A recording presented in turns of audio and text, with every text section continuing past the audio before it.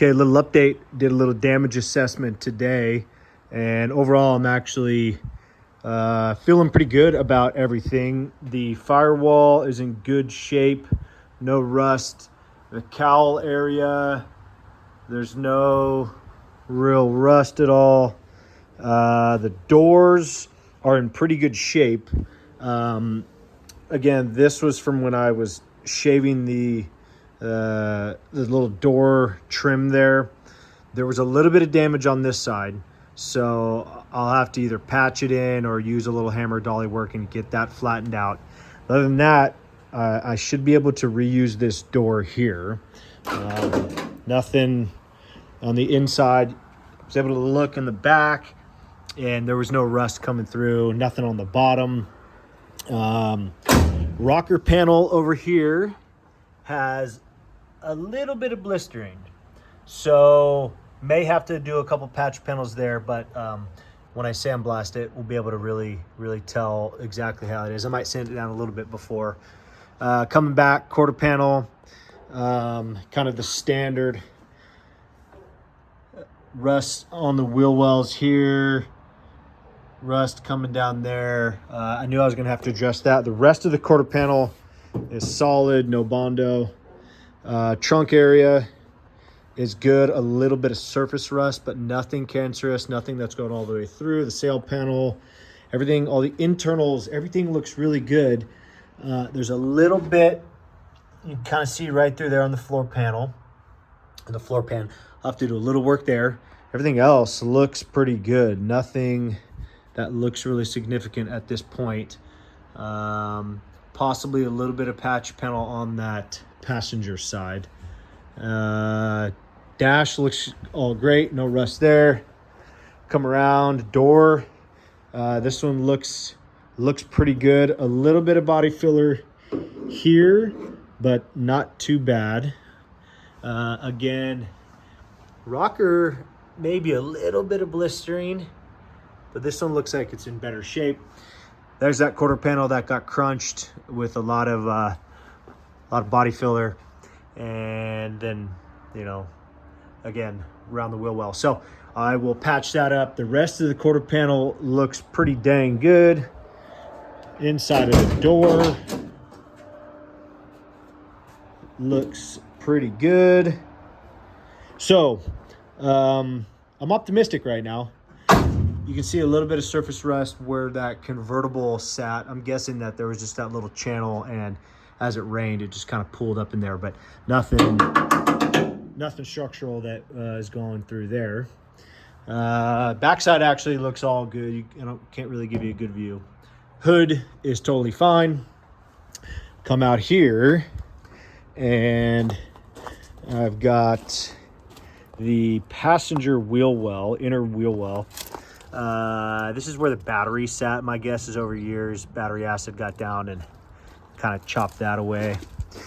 So I will look at getting a new one of those. This is that little fender panel, front fender panel.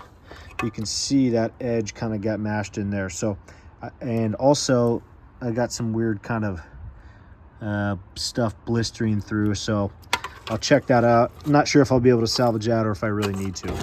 The hood has a little bit of issue. That's where the Pontiac was, but you can see the hood down here's got some cancerous rust, so might patch that in, but I'm going to explore a new one. This is kind of that lower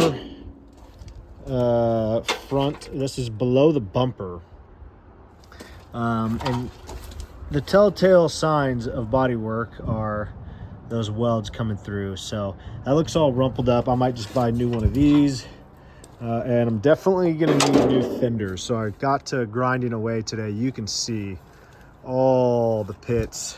There was definite body work. Here's all the welds inside. There's more welds down here. That's probably, I don't know, hard to tell how thick that is, but it's thick, and I don't think it's probably worth trying to repair that. I've got National Parts Depot down in Ventura, so I'll be able to get new fenders and hopefully kind of massage them in. And in this side, there's a big dimple. It's not supposed to be there, and kind of crushed in there. So there we go. That is the quick overview of how the body's doing. So I'll get it stripped down, get it on the car rotisserie, do what I can here for patch panels, and then I will get it sandblasted. Got it all braced up. Should be sufficient since I'm not really taking much out. Possible small patch there and there, but everything else is solid. So this should hold it. I've taken measurements of everything. Interior on the door, on the subframe, where the body lines up. So I'm taking the subframe off next. There we have it. Here we have it. We're on the rotisserie. All leveled out, locked in. Ready to do some body work. It's kind of a pain, but got it.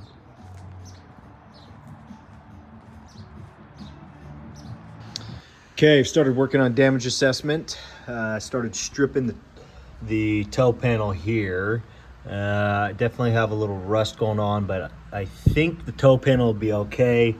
You can see I'll need to replace this front floor panel here, as you can see through it. So that'll be replaced. As I work my way back, I think this is just surface rust, but you can see I've got two kind of seat reinforcements. This is definitely seat reinforcement.